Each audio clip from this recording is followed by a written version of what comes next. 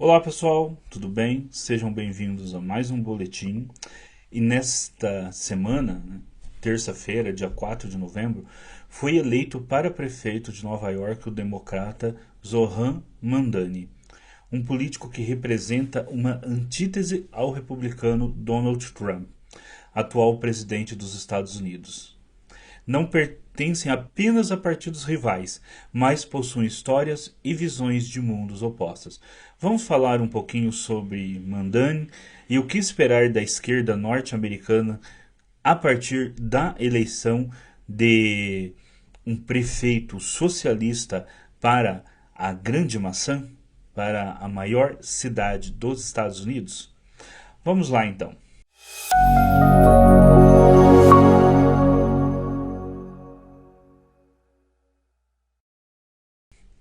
Mamdani é um imigrante africano, enquanto o atual presidente dos Estados Unidos, contrariando a história do seu próprio país, persegue imigrantes.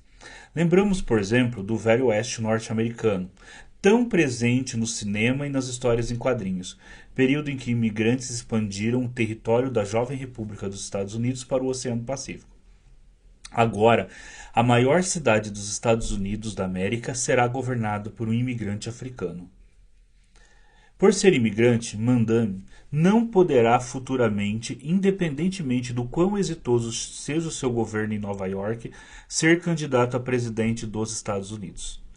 O mesmo ocorreu com o ator imigrante austríaco Arnold Schwarzenegger, que mesmo tendo feito um exitoso governo na Califórnia, não pôde disputar a presidência, cargo que ele almejava. Foi presidente apenas no filme de ficção científica O Demolidor, de 1993, em que um dos personagens revela ao personagem interpretado por Sylvester Stallone que já houve um governo de um presidente Arnold Schwarzenegger, enquanto ele estava criogenicamente congelado. A história do filme se passa em 2032. E ali a gente nota, né, nessa passagem do filme, a interpretação do Stallone, porque o Stallone e o Schwarzenegger tinham uma certa rivalidade, assim, como atores. Né? Então isso daí foi uma... Provavelmente, né, essa parte do roteiro foi ali colocado no filme pelo próprio Stallone justamente, né, para fazer uma graça aí com um companheiro de atuação e concorrente também. Já que era bem difundido, né, nos meios artísticos ali de Hollywood que o Arnold Schwarzenegger almejava chegar à presidência da República, mas chegou a governador da Califórnia. Né? Lembrando que imigrantes não podem se candidatar à presidência dos Estados Unidos. Pode se candidatar a todos os outros cargos, ser inclusive prefeito como Mamdani ou governador como o Arnold Schwarzenegger, mas não presidente. Além de imigrante, o prefeito eleito de Nova York é muçulmano e defende a existência de um Estado palestino, na contramão de Trump, que tem apoio maciço entre os conservadores cristãos e se posiciona contrário à resolução de dois estados, como aprovado pela maioria dos países da ONU para a resolução do conflito entre israelenses e palestinos. O Mamdani defende a ideia de dois estados e da resolução ali do conflito entre palestinos e israelenses. Por fim, Mamdani se declara um socialista, enquanto Trump é a síntese do capitalismo predatório, que inclusive impõe tarifas aos demais países, utilizando o poder econômico e militar dos Estados Unidos para ir contra a própria ideia de livre comércio, que até ontem era a principal bandeira econômica de seu país. O socialista Mamdani pretende sim que o governo em Nova York seja marcado por uma maior atuação do poder público, mas em favor dos mais necessitados e não dos conglomerados econômicos e das big techs, né, como faz o governo Trump. As propostas do prefeito eleito se concentram em quatro políticas sociais essenciais. A primeira é a criação de creches municipais para atender crianças entre 6 semanas e 5 anos de vida. Atualmente, as comunidades mais pobres chegam a consumir até 36,6% de sua renda pagando por creches particulares em Nova York. O problema da inexistência de creche nos Estados Unidos é apresentado mesmo em filmes populares de Hollywood, como a comédia A Creche do Papai, de 2003, estrelada pelo comediante Ed Murphy, e o drama A Procura da Felicidade, de 2006, estrelado por Will Smith, que no original, inclusive, é possível notar que a palavra felicidade está escrita errada em um mural na precária creche clandestina que o personagem principal pode pagar para o seu filho, na falta de uma creche pública. A segunda proposta é a gratuidade dos ônibus, ou como defende a esquerda brasileira, a tarifa zero. Se lá como aqui o transporte público precisa de subsídios do poder público para funcionar, sua gratuidade é mais do que bem-vinda, é necessária.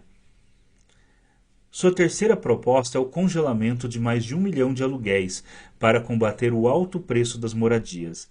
A defesa de uma política de moradias acessíveis deve ser uma bandeira constante dos progressistas, pois a falta de moradias é um problema secular dos trabalhadores, já identificados por Friedrich Engels, o parceiro do Marx, no clássico Sobre a Questão da Moradia, publicado em 1872. E desde então, vários países do mundo, desde os Estados Unidos até o Brasil, a moradia é um dos grandes problemas para a maioria das pessoas. Ou as pessoas não têm acesso à moradia, ou grande parte estão endividadas e se endividam pela vida toda para conseguir ter uma casa para viver. Ficam pagando hipoteca e financiamentos a vida toda. Por fim, Mandani também quer criar mercados municipais, 5, um em cada distrito de Nova York, para vender alimentos de origem agrícola, mais baratos aos mais pobres e forçar uma baixa dos preços desses. É uma ideia interessante, principalmente em grandes cidades, em que o alimento tende a ter preços inflados. De acordo com a reportagem da revista Piauí, o projeto de creches consumirá algo em torno de 6 bilhões de dólares. A tarifa zero, 800 milhões. E os mercados, mais 60 milhões. Ou seja, entre 6 e 7 bilhões de dólares, o que representa cerca de 5,45% do orçamento de 110 bilhões de dólares da cidade de Nova York. Sinceramente, não é muito se comparado ao orçamento total do município. Mas certamente Mandani vai enfrentar uma feroz oposição da direita, para quem sempre há dinheiro para tudo, desde que não seja para políticas que favoreçam os trabalhadores. As propostas de Mandani atingem em cheio as principais preocupações dos trabalhadores: moradia, transporte, alimentação e cuidado com os filhos. Não importa a sua religião, orientação sexual, etnia, cor de pele, se você não é rico, essas são preocupações que lhe atingem. Essa talvez seja a lição de Mandani para as esquerdas, principalmente na disputa de cargos executivos. Falar a partir das demandas que afligem grande parte dos trabalhadores, e não apenas pequenos grupos. É hora de retomar a centralidade da luta universal pelos direitos básicos, que sempre marcou a esquerda. Outras lutas são melhores travadas no âmbito do legislativo, por exemplo. Mandani utilizou de forma eficiente as redes sociais, mas também mobilizou cerca de 90 mil voluntários para sua campanha. Aí está outra lição do jovem político democrata. Redes e rua são ambas indispensáveis para a esquerda. Mandani nunca vai chegar à presidência dos Estados Unidos, mas já se coloca ao lado de figuras de relevo da atual esquerda norte-americana, como o senador Bernie Sanders e a deputada Ocasio-Cortez, ambos democratas, socialistas e progressistas. O primeiro o Bernie Sanders, poderia ter disputado a presidência. E só não foi devido ao Partido Democrata ser dominado pela maioria liberal. Talvez ele tivesse vencido o Donald Trump. De qualquer forma, podemos estar presenciando uma recuperação eleitoral da esquerda americana, que já foi mais representativa no país. E para quem acha que os Estados Unidos não têm esquerda e não tem uma história de luta de esquerda, tem. Tá? E a gente precisa conhecer essa esquerda norte-americana aqui no Brasil. Essa esquerda que esteve presente tanto em lutas por direitos civis, como em lutas contra guerras como a Guerra do Vietnã, mas também já esteve presente na sociedade americana eleitoralmente. No início do século XX, o candidato a presidente pelo Partido Socialista dos Estados Unidos, Eugene Debs, disputou as eleições para presidente 5 vezes, em algumas ficando em terceiro lugar, com votações expressivas. Lógico que devido ao sistema de colégio eleitoral dos Estados Unidos, que tem uma forma de funcionar que acaba inviabilizando uma terceira força política, ele nunca conseguiu chegar à presidência. Mas ele estava lá e disputava. E tinha um referendo popular muito grande para um socialista disputando as eleições no país central do capitalismo. Um amplo programa social-democrata e desenvolvimentista foi implementado na longa gestão do democrata Franklin D. Roosevelt entre 1933 e 1945. Então, o Franklin Delano Roosevelt, que foi presidente dos Estados Unidos após a grande crise de 1929, implementou, o chamado New Deal, que foram programas que, numa leitura que você pode fazer, foram programas econômicos, foi um programa econômico keynesiano, ou seja, um programa econômico fortemente social-democrata, mas também desenvolvimentista. Nesta época, a esquerda americana se tornou crítica da União Soviética, ali nos anos 30, e de Stalin, e se aproximou do trotskismo. Essa mesma esquerda, entretanto, sofreria seu ocaso nas perseguições políticas implementadas pelo senador MacArthur a partir dos anos 50. Então não é que a esquerda norte-americana ela simplesmente desapareceu. Houve um período de intensa perseguição à esquerda norte-americana depois da Segunda Guerra Mundial e o início da Guerra Fria, e a disputa com a União Soviética, liderado principalmente ali pelo senador MacArthur, que ali destruiu a esquerda norte-americana. Nunca, entretanto, deixou de haver uma esquerda americana, como relata o filósofo americano Richard Hort, ao escrever uma história da esquerda norte-americana ou estadunidense no livro Para Realizar a América, o pensamento de esquerda no século XX na América.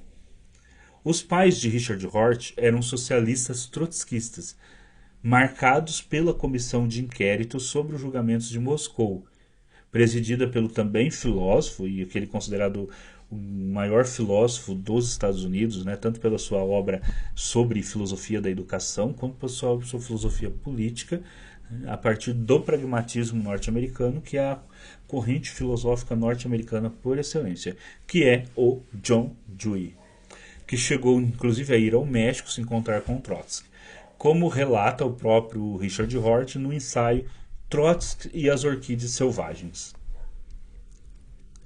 Em uma longa entrevista publicada no volume Contra os Chefes, Contra as Oligarquias, Richard Hort recoloca a necessidade imanente de sonhar com um mundo melhor. Então, o Richard Hort tem um trecho lá da entrevista que ele fala que nós precisamos sonhar com um mundo melhor. O papel da esquerda é é sonhar com um mundo melhor. Se você sonha com um mundo melhor, você é de esquerda. A vitória do imigrante socialista Zoran Mandani na maior cidade da grande potência capitalista atual, que vem perseguindo imigrantes e tarifando o mundo todo sob a liderança de um presidente de extrema-direita, nos faz sonhar novamente que um mundo melhor é possível. Mas não se engane, este é apenas o começo e não será uma luta breve ou fácil por um mundo melhor. Mas a gente acredita nisso. Bom, pessoal, se vocês chegaram até aqui, o final do vídeo, tá? E vocês quiserem ter contato a, com as citações que eu fiz aqui da obra do Hort ao longo do vídeo, né, e da reportagem da Piauí, eu vou deixar na descrição deste vídeo essas citações, mas também vou deixar um link para o meu Substack, aonde o texto que eu usei como base para fazer esse vídeo está lá disponível também para quem quiser ler o texto. Tá bom? Eu sou o professor Edgares Manioto, filósofo e antropólogo, e esse foi mais um boletim aqui do canal. Até o nosso próximo vídeo aqui no canal Filósofo Edgares Manioto.